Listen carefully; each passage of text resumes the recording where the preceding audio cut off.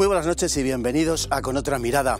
En los últimos años, Marruecos, un país que tiene muy claros sus objetivos, ha tomado de forma resuelta las riendas de su política exterior.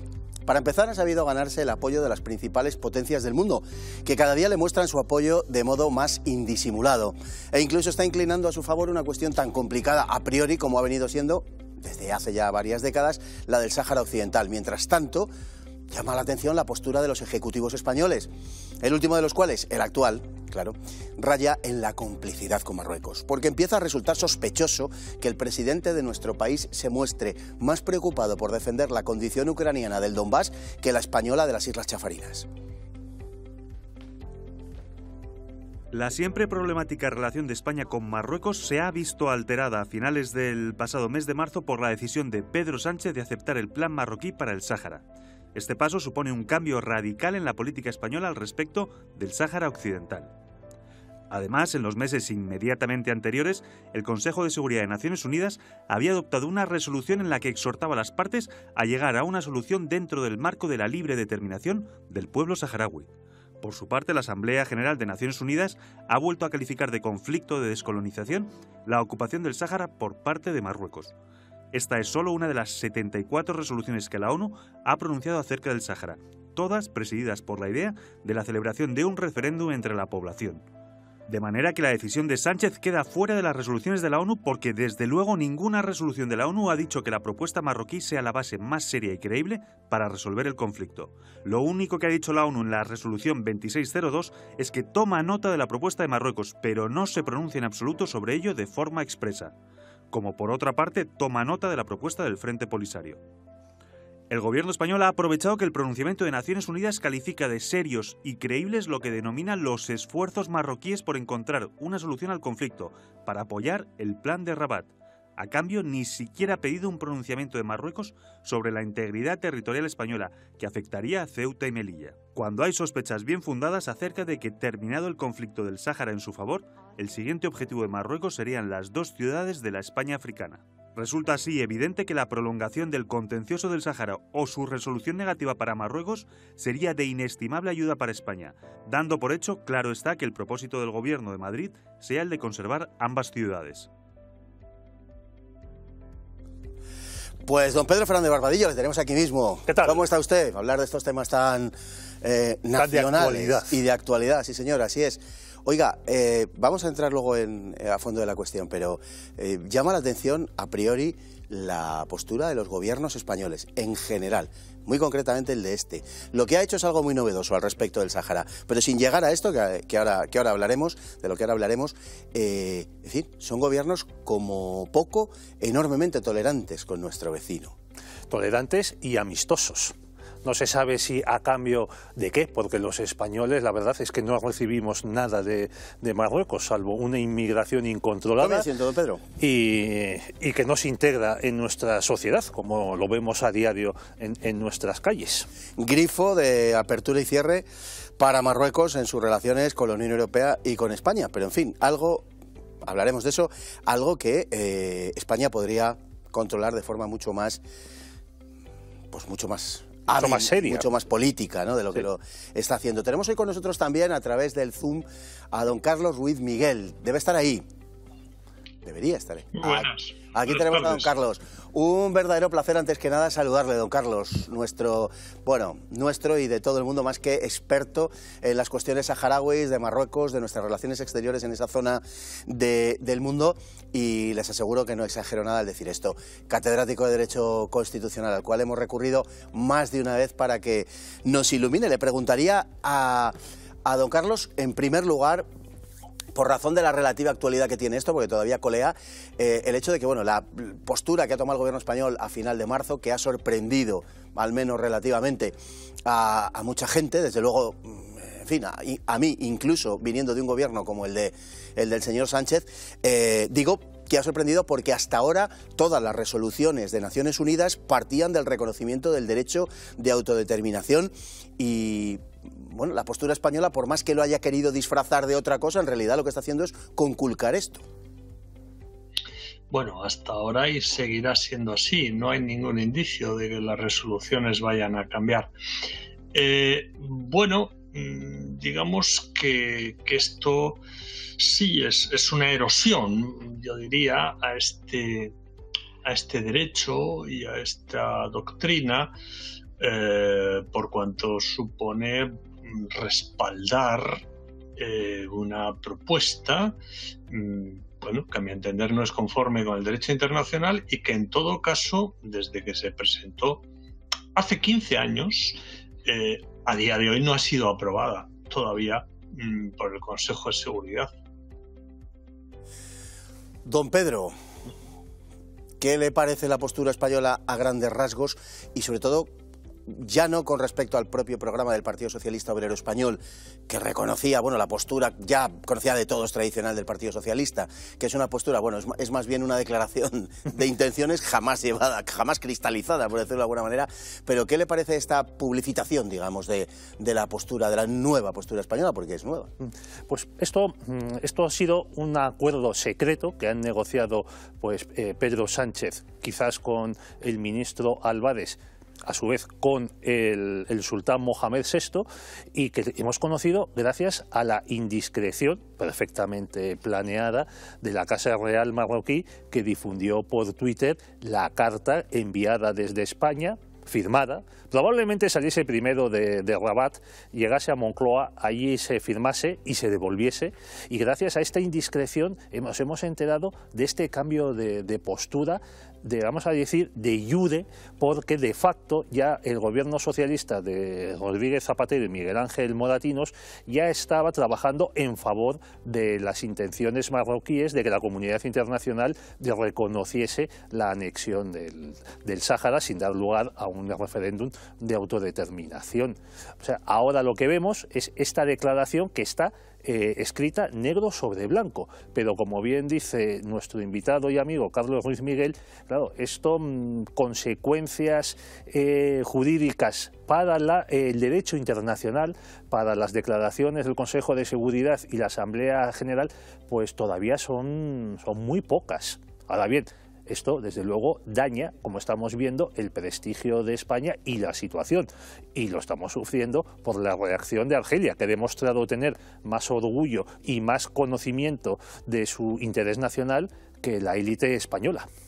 Don Carlos, ¿sabemos si este cambio de postura español, en fin, tiene alguna contrapartida por el otro lado? Es decir, si Marruecos a cambio ha dado, bueno, no sé si me ha contestado ya con su gestualidad, pero sabemos si tiene alguna contrapartida, no sé, como el reconocimiento de la españolidad de Ceuta y Melilla, de Chafarinas, en fin, algo por parte de la otra parte. No consta ninguna contrapartida.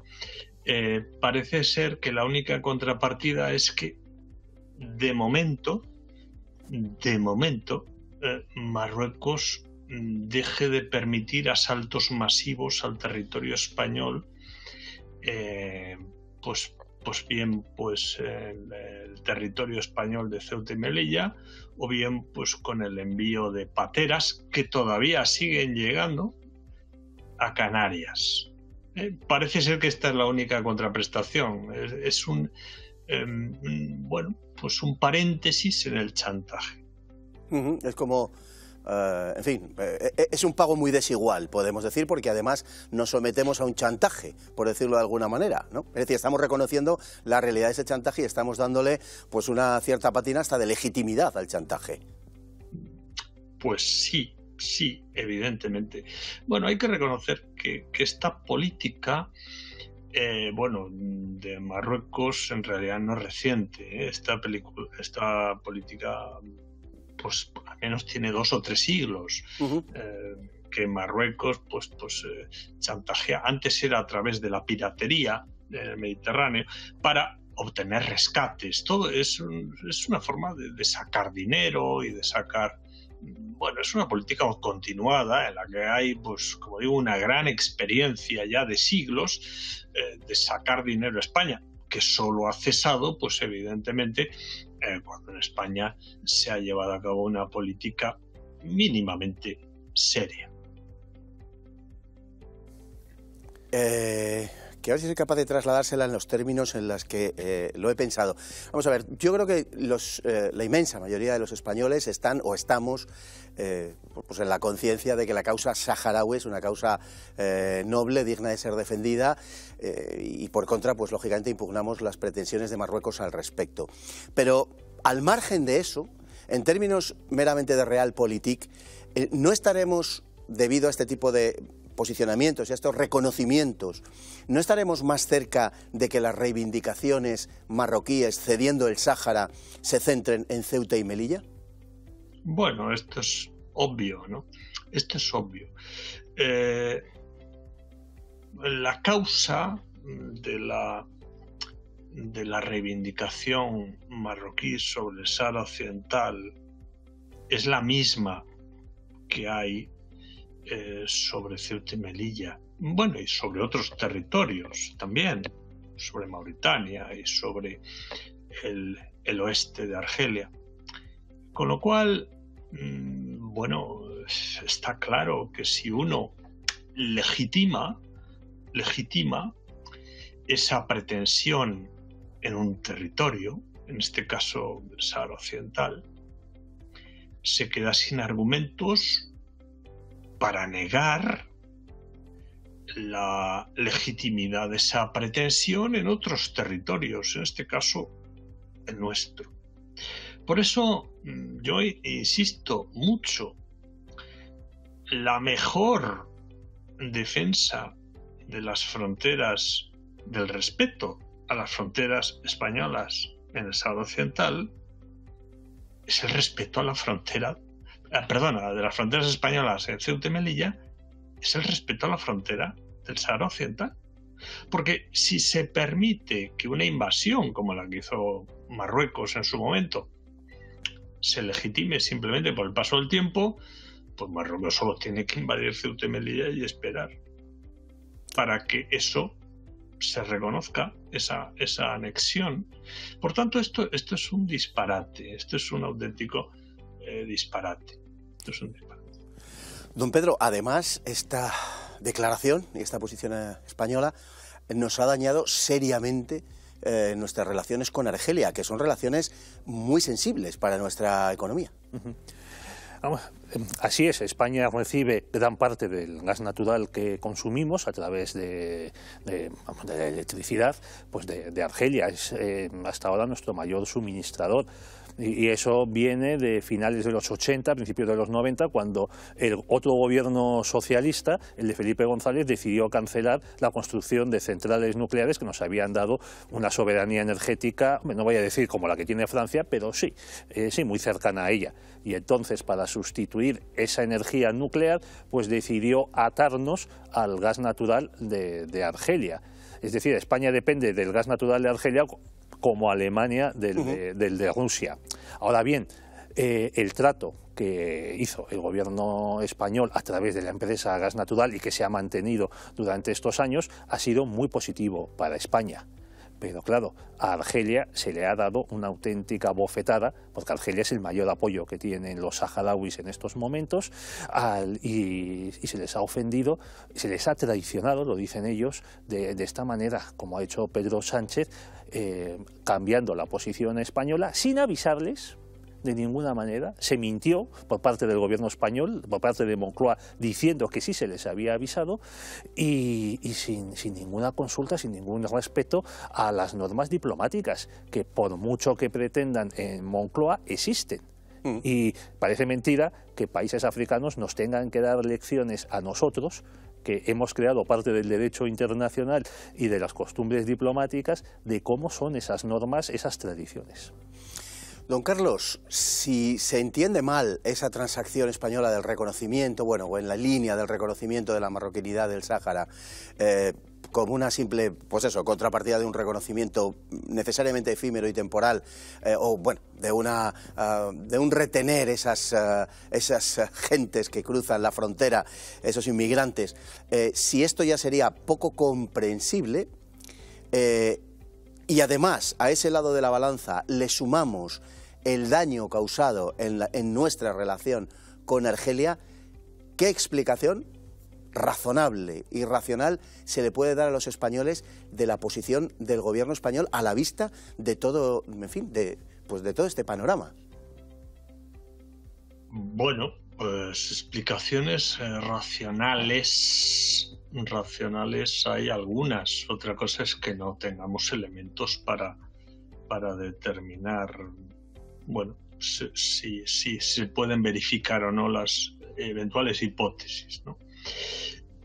Hace poco, pues un periodista de estos que se supone que va por libre, por internet, especuló con unos pagos que se hicieron por parte de Marruecos a Sánchez, etcétera, en unas cuentas opacas, etcétera. Yo no sé si esto es cierto, no lo sé. Se puede también especular acerca de si podría haber habido un chantaje. Ya no hablo de Estado, sino un chantaje personal.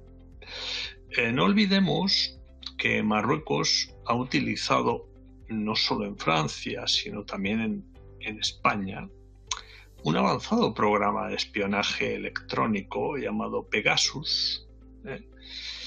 Y bueno, aunque en Francia se conoce que ha habido centenares de personas espiadas desde el presidente de la República, Macron, hasta diputados, periodistas, etcétera, en España hay un silencio extraño acerca del número de personas que han sido objeto de espionaje y eventualmente de qué se puede haber sabido con esto. Esta es una segunda hipótesis, ¿verdad? Una tercera hipótesis pues tiene que ver pues con la eventual, digamos, pues quizás financiación o presión de algunos grupos de interés o chantaje.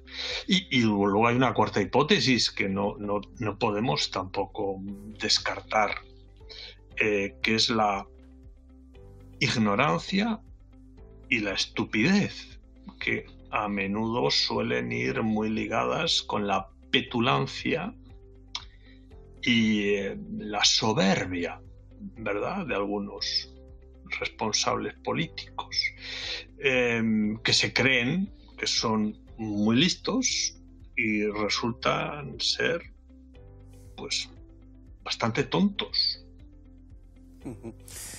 Usted, que conoce muy bien todo lo relativo al Sáhara, creo que es la persona, al menos que yo conozca, más indicada para responder a la pregunta que mucha gente se hace, que es si los saharauis se sienten traicionados de forma particularmente íntima y dolorosa, porque ya, aunque no sea a lo mejor la imagen muy adecuada hablando del Sáhara, pero en fin, llueve sobre mojado en este tipo de cuestiones. Es decir, ellos esperan algo de España después de todo lo que se le ha hecho, y con lo que se encuentran es con, hay que llamarlo así, el remate de la traición, por decirlo, o al menos hasta el momento el remate de la traición. Ellos se sienten traicionados, se sienten abandonados, porque yo creo que pueden esperar poco más de nadie sino de Argelia y de España. No creo que tengan muchas más esperanzas.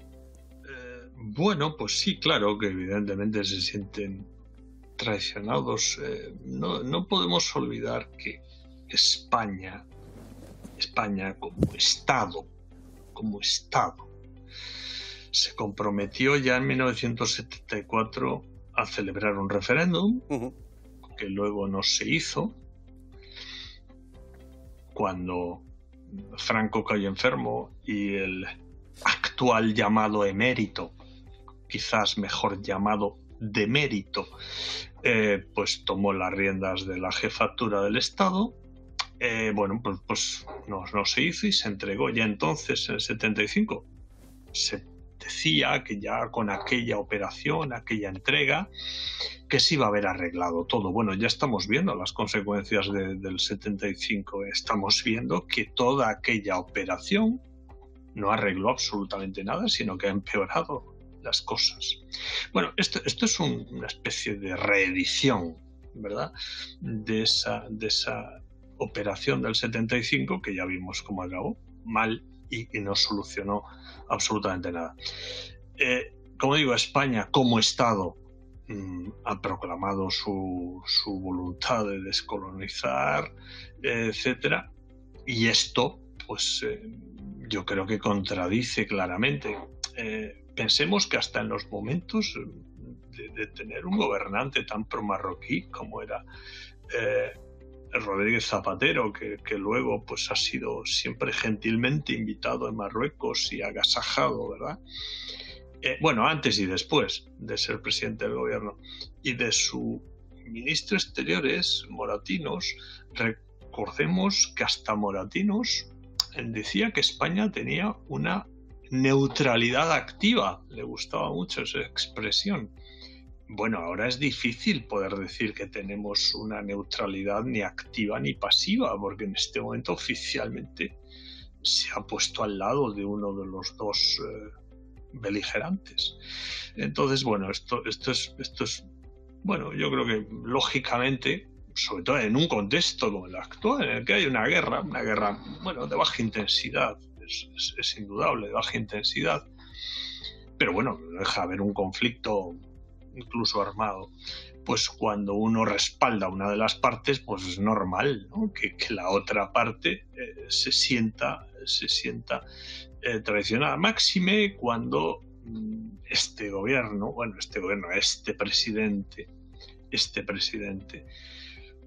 pues dio luz verde a una operación, a mi juicio perfectamente justificable, y que no tenía nada de ilícito, pese a los intentos desesperados de un juez de Zaragoza que está gastando cantidades importantes de dinero público en una supuesta investigación que evidentemente no conduce a nada porque no hay ningún delito. Pues decía que, bueno, sorprende cuando este presidente, cierto que con otra persona en el Ministerio de Asuntos Exteriores, acogió al presidente saharaui para darle una ayuda humanitaria. Bueno, pues es más sorprendente, ¿no? Después de haber hecho esto. Es más, incluso tengo que recordar que un mes antes, bueno, o 3 semanas antes de esta declaración, el presidente Sánchez se entrevistó en Bruselas con el presidente saharaui en el marco de la cumbre de la Unión Europea y la Unión Africana, porque bueno, el presidente saharaui estaba dentro de las delegaciones de la Unión Africana y allí se entrevistaron y por supuesto no le dijo nada el presidente Sánchez de toda esta operación que se estaba tramando. Bueno, es normal en este contexto que alguien se sienta, bueno, traicionado o decepcionado. Yo creo que es normal, ¿no? Don Carlos, una última pregunta al respecto de las esperanzas que pueden tener los saharauis en España en el porvenir, en el futuro. De este gobierno, bueno, ya sabemos lo que pueden esperar, porque no hace falta y de este presidente que lo recalquemos más, porque creo que está en negro sobre blanco. Pero ¿pueden tener los saharauis algún tipo de esperanzas a partir de un cambio político que se operase en España? Bueno, pues todo depende, ¿no? Todo depende. En principio, bueno, ese cambio político, si está protagonizado por la derecha, pues va a ser difícil. Va a ser difícil. Yo advierto que Vox no tiene una postura clara en este tema, no se atreve a defender la legalidad internacional de una forma rotunda. No veo yo pronunciamientos claros de Vox en este sentido. Y el Partido Popular, sobre todo con Pablo Casado, estaba completamente entregado a Marruecos. Ahora, bueno, con este nuevo presidente que tienen, Núñez Feijóo, parece que ha cambiado algo la situación. Bueno, habría que preguntarse por qué. Yo sinceramente creo que esto es más explicable por las consecuencias que tiene esto en nuestra relación con Argelia y las consecuencias económicas que ello conlleva para España. Y bueno, lo cierto es que sí que hay una diferencia en el Partido Popular entre las posiciones claramente pro-marroquíes de Pablo Casado y las posiciones que están siendo mucho más correctas, en este punto al menos, del nuevo presidente del Partido Popular, Núñez Feijóo. Claro, evidentemente en unas futuras elecciones el Partido Popular no va a sacar mayoría absoluta, no lo parece, ¿no? Tendría que gobernar eventualmente, si tienen mayoría, con Vox. Yo insisto, echo de menos en Vox una defensa de esto que es, vuelvo a repetir, la defensa del interés nacional español. No se puede defender la frontera española de Ceuta y Melilla sin defender también la frontera del Sáhara Occidental. Es decir, el respeto de las fronteras no es, digamos, a elección. O se respetan o no se respetan. Pero no se puede hacer un discurso patriótico en Ceuta y Melilla y al mismo tiempo guardar un preocupante silencio sobre la invasión del Sáhara Occidental por parte de Marruecos. Se entiende todo, don Carlos. Es decir, que no hay, desgraciadamente a priori, muchas esperanzas para los saharauis. Ojalá que no sea así, ojalá que los gobiernos españoles, de cualquier color que sean, lo que nos aguarde, sean, en fin, un poquito más proclives a esa legalidad internacional y a esos saharauis, a esos habitantes del Sáhara Occidental que hablan español todavía, pegados a la costa atlántica y, para su desgracia, al sur de Marruecos. Muchísimas gracias, don Carlos. Como ven, no les exageraba nada cuando se lo presenté a ustedes. Le enviamos un muy cordial saludo. Gracias. Gracias a usted. Y don Pedro, bueno, pues creo que ha sido muy claro don Carlos al exponer esta falta, digamos, de por lo menos relativa esperanza, porque no se atisba en el horizonte ninguna fuerza política que vaya a impulsar un cambio decisivo en este aspecto. La única esperanza quizá que hay no es tanto lo referido a la amistad con el pueblo saharaui o a la prevalencia de la legalidad internacional, sino a las necesidades económicas de España y su relación con Argelia. A lo mejor por ahí. A lo mejor a la fuerza ahorcan, como dice la frase clásica. Es una desgracia que el único gobierno español que casi en los últimos 50 años ha tenido una política exterior verdaderamente ajustada a los intereses nacionales, que supone defender la causa saharaui, los intereses nacionales nuestros van asociados a esa defensa, pues ahí ha sido el gobierno de José María Aznar, después de sus primeros años titubeantes. Posteriormente tomó una decisión muy firme, apoyó el plan propuesto por el antiguo secretario de Estado de Estados Unidos, James Baker, lo defendió en el Consejo de Seguridad de las Naciones Unidas, consiguió que el Consejo de Seguridad lo aprobase por unanimidad y todo ello quedó cancelado después de los atentados del 11 de marzo de 2004 y la formación del nuevo gobierno. Por supuesto, ya sabemos, según la versión oficial, según la sentencia, los ejecutores de ese atentado eran marroquíes. Yo ahí lo dejo. Como decía Mayra Gómez Kemp, hasta ahí puedo leer. Pues así, cada uno que saque las consecuencias, que por otro lado son evidentes. Marruecos es nuestro vecino del sur, es la única causa, en el horizonte al menos, que tenemos, salvo que nos queramos meter en guerras por ahí exóticas o, en fin, en lejanas latitudes y no sé si distantes desiertos, es la única causa de conflicto que se puede adivinar en el horizonte español y es preocupante la deriva que está teniendo la política exterior marroquí. Es preocupante para nosotros, que no tenemos ninguna. Para Marruecos probablemente sea motivo de satisfacción. Vamos a ver algo al respecto.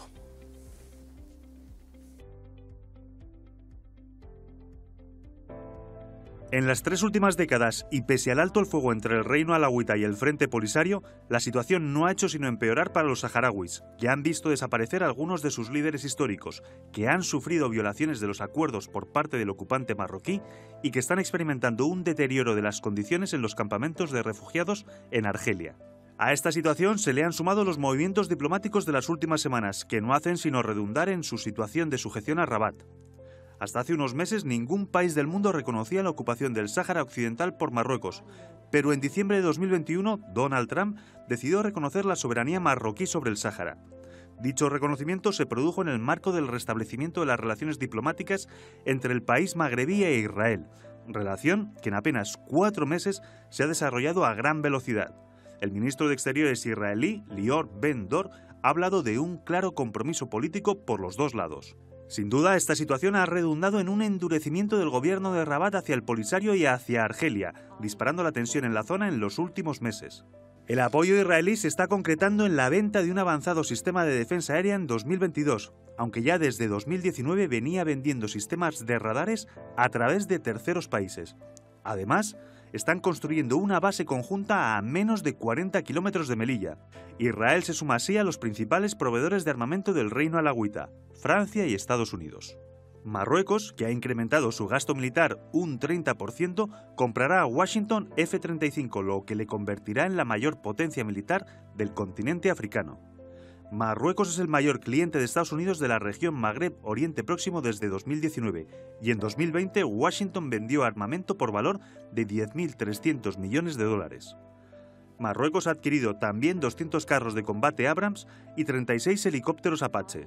Igualmente le cederá la tecnología más avanzada para la fabricación de drones. Entretanto, China está desarrollando su proyecto de la nueva ruta de la seda en el país norteafricano. Aunque su presencia aún no es comparable a la que Beijing mantiene en Argelia, los intercambios comerciales han crecido un 50% desde 2017. No cabe duda de que nuestro vecino del sur está jugando sus cartas con decisión. Bueno, una primera cosa hay que decir, un error que ha aparecido en el vídeo, imputable exclusivamente a quien les habla, y es que Donald Trump no reconoció el Sáhara en diciembre de 2021, cuando ya no estaba, sino en diciembre de 2020, cuando estaba en funciones, porque las elecciones habían sucedido un mes antes. Mea culpa, un error de fechas. Don Pedro, vamos a ver. Hay una diferencia enorme, y es algo más que una apariencia, entre la decidida política exterior marroquí y la española. En lo que tiene la relación España-Marruecos, parece que desde hace un tiempo, de una forma muy evidente, Marruecos le está ganando la partida a España en cuanto a atraerse a países verdaderamente potentes en el mundo. Bueno, los hemos citado: Estados Unidos, Francia, Israel, incluso China. Arabia Saudí. Es otro país que hay que tener muy en cuenta. Arabia Saudí es el que financió la construcción del muro del Sáhara con tecnología israelí y norteamericana, eso sí, pero el dinero lo puso Arabia Saudí. No, Marruecos tiene una dirección política, lo que se llama el Magcem, que se puede traducir pues por la corte o palacio, que de verdad, aunque tenga unos métodos de gobierno internos despóticos, son envidiables en cuanto a que reconocen su interés nacional y ponen todas las piezas y dan todos los pasos para conseguirlo. Haga falta lo que haga falta, y a lo largo de décadas, que es la diferencia que tienen con nosotros. Solo por esa voluntad ya nos tienen mucho ganado. Y es asombroso que un país como Marruecos, que tiene una renta per cápita de unos $3.000 del año 2020, cuando España la tiene de 27.000, o sea, nos esté comiendo la tostada en todas partes. 9 veces menos. Así es. Es verdaderamente increíble, don Pedro. Además es un país que depende en grandísima parte de las remesas de dinero que les envían sus emigrantes expulsados del país, en ocasiones teniendo que pagar encima por salir pues a las mafias de corrupción, que no son únicamente civiles, sino que también son funcionariales, y que están pues en España, en Portugal, en Francia, en Bélgica. Bueno, pues que también tiene como otro de sus productos de exportación pues el hachís. Bueno, pues este país sabe atraerse a los supuestos socios de España con unas maneras muchísimo más firmes y más perdurables que nosotros. Hay una opinión extendida que yo creo que se corresponde bastante bien con la realidad histórica de que Marruecos tiene en nómina a una notable cantidad de políticos, fundamentalmente en Francia y en España. Quizá esto explicaría algunas de las cosas que de otra manera nos parecen sencillamente inexplicables. Bueno, hubo una persona de la farándula muy conocida, Carmina Ordóñez, que ella dijo públicamente que cobraba de la ONA, que es un grupo, un holding de empresas marroquíes que cotiza en la bolsa de Casablanca y cuyo principal propietario pues es la Casa Real marroquí. También Simeón de Bulgaria, acogido en España por el régimen del general Franco, declaró que él fue consejero durante una temporada de esta sociedad. Sí, porque hay que decir que ese lobby marroquí, vamos a decirlo así, nace por esa época, nace en tiempos de Franco todavía, y unos ciertos políticos del franquismo que cobran de Marruecos. Políticos, empresarios, sí, periodistas, efectivamente. Profesores de universidad. Efectivamente. Aquí no se salva nadie, don Fernando. Sí. No solo es culpa de los políticos. No, lo que pasa es que los políticos al final son los que ejecutan, digamos. Sí, son los que tienen el bono. Claro, eso es. Y luego eso ha permanecido, digamos, en la política española y aunque probablemente ese lobby marroquí tiene influencia en un sinfín de partidos, es muy notable, por ejemplo, en la Cataluña actual, el partido por excelencia pro-marroquí ha sido siempre el PSOE, algunos de cuyos más destacados, vamos a llamarle así, don Pedro, permítamelo, cerebros y diplomáticos manifestaron abiertamente su disposición en favor de Marruecos, bueno, a actuar casi de felpudos de Marruecos. Sí, hubo un diplomático ya fallecido, Máximo Cajal, que nosotros conocimos. Él aparece en unas fotos haciendo de intérprete entre Franco y De Gaulle, cuando el expresidente francés vino a España pocos meses antes de morir. Por supuesto, Máximo Cajal, un hacendado antifranquista. Sobre todo cuando yo creo que ya lo era cuando hacía de intérprete en El Pardo para Franco. Sí. Bueno, pues este señor escribió un libro en el que proponía la entrega de Ceuta y Melilla, ciudades pobladas por españoles que con sus impuestos le pagaban el sueldo a Máximo Cajal. Se proponía la entrega a Marruecos. También proponían que dejásemos de preocuparnos por el Sáhara, que en un estado independiente saharaui no tenía ninguna viabilidad, que eso nos haría llevarnos bien con Marruecos, y que al final todo esto redundaría en que los británicos sentirían mala conciencia y acabarían abandonando y devolviéndonos Gibraltar. O sea, está dando por hecho que los británicos tienen conciencia. El señor Cajal era un tipo simpático, madre mía. Pues este señor también, cuando se produjo la operación de recuperación del islote de Perejil, dijo que haber acudido a Estados Unidos era algo que le iba a perjudicar muchísimo a España, porque suponía romper la unidad europea y separarse de las alianzas tradicionales de España con Francia. Bueno, en realidad no es una alianza, es una supeditación, que es lo que le gusta a gran parte de la diplomacia española. Mirar primero a París y después moverse hacia donde el dedo de París indique. ¿Qué es lo que hace que la gran potencia, como es Estados Unidos, manifieste de una manera cada vez más evidente y más clara su preferencia por Marruecos frente a España? Pues por lo mismo que en 1975 Henry Kissinger, secretario de Estado de Estados Unidos, también optó por Marruecos en el conflicto del Sáhara.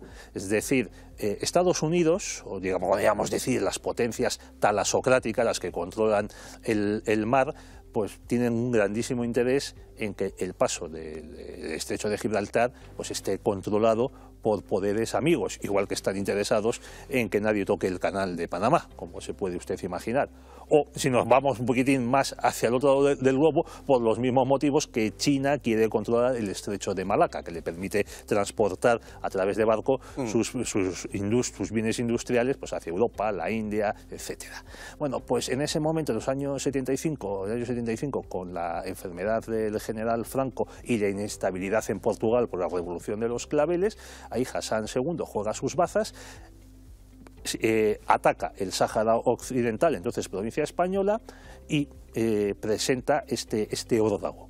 Entonces los norteamericanos, ante la disyuntiva de confiar o apoyar a una España que no se sabía lo que podía producir la transición, visto el caso de Portugal, o un país, vamos a decir, del tercer mundo, pero mucho más fiable, pues optaron lógicamente por Hassan II. España es un país que tiene una enorme potencialidad, casi nunca traducida en acto, pero una enorme potencialidad, por ejemplo, en lo que hace a la hispanidad, a todos esos cientos de millones de personas que en el mundo tienen por primera lengua, por lengua materna, el español, ¿no? Y también tiene una cierta potencialidad internacional por otras razones, una de las cuales, principalmente, pues, su posición geoestratégica y concretamente, lo citaba usted antes, el control del estrecho de Gibraltar, de la entrada al Mediterráneo o de la salida al Atlántico, o según se mire, de la entrada al Atlántico y la salida al Mediterráneo. El control del Atlántico Norte. Exactamente, ahí lo vemos las ciudades y posesiones españolas que no son de España, que son España, que son Ceuta, Melilla, el Peñón de Alucemas, el Peñón de La Gomera y Perejil, la isla de Alborán y las Chafarinas.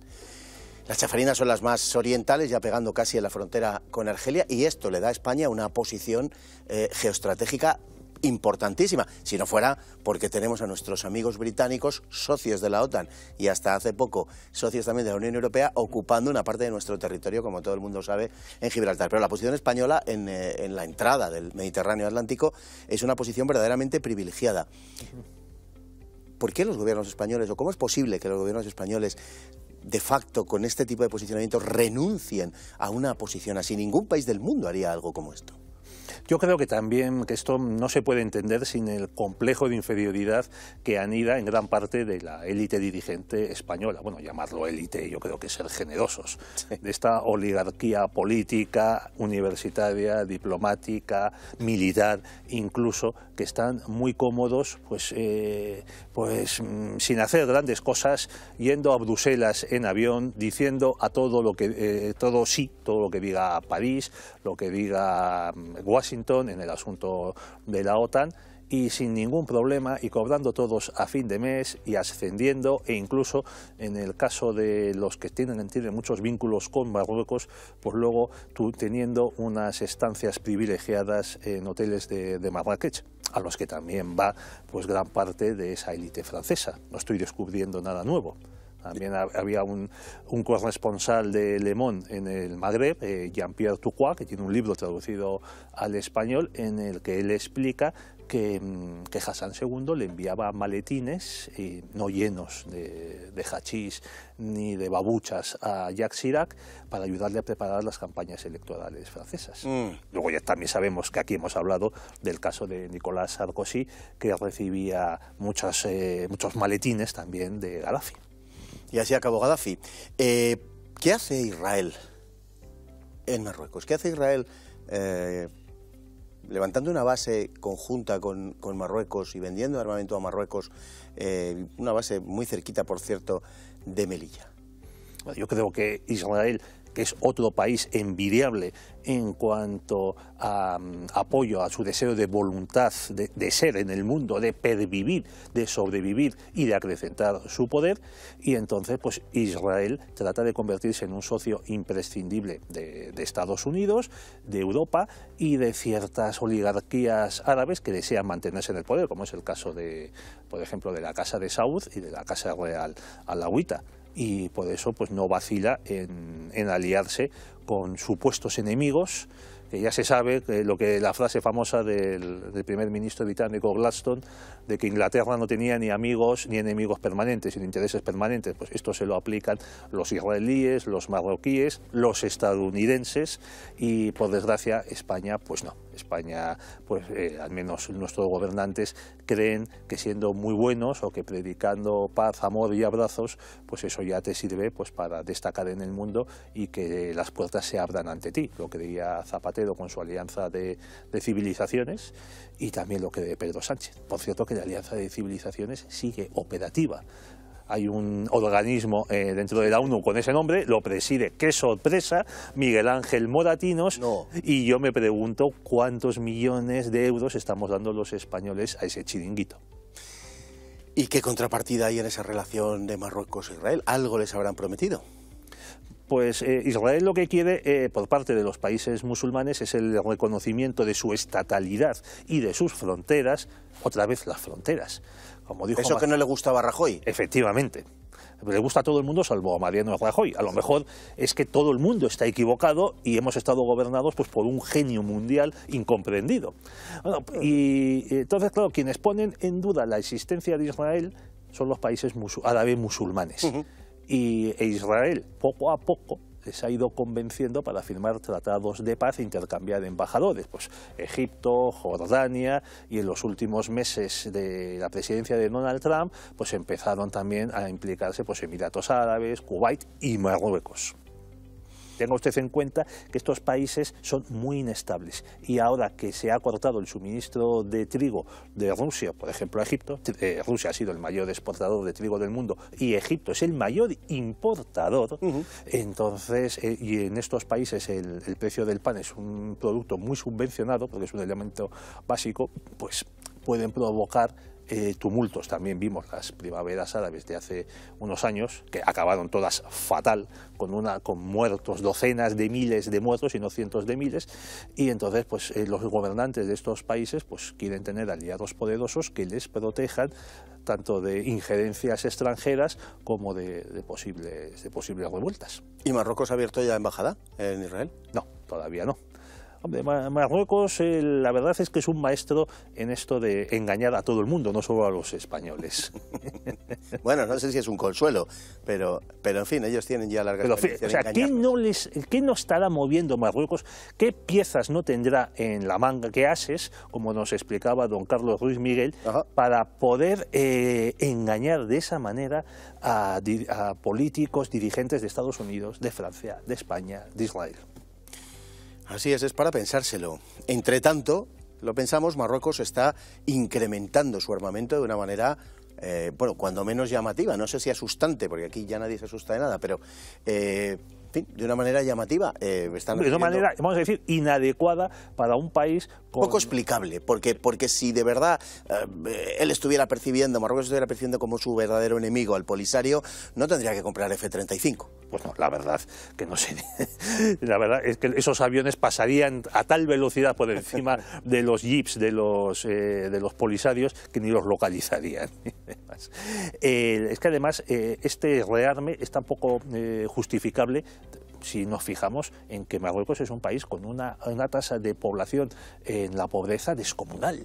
O sea, y expulsa población, porque le compensa más al sultán y al Magzem que se vayan a Francia o a España, y sobre todo porque no tiene que darles de comer, y luego porque envían dinero a casa. Entonces, el poco dinero que tiene el Estado marroquí lo gasta en comprar eso, F-35, en comprar tanques, en comprar sistemas de radar, misiles. 200 Abrams, que son pues lo más puntero que tiene Estados Unidos, o de lo más que tiene Estados Unidos en materia de blindados. El Abrams es uno de los grandes tanques, junto con el tanque ruso, con el Leopard y tal, el Leopard 2 son los tanques, en fin, más como digo, avanzados.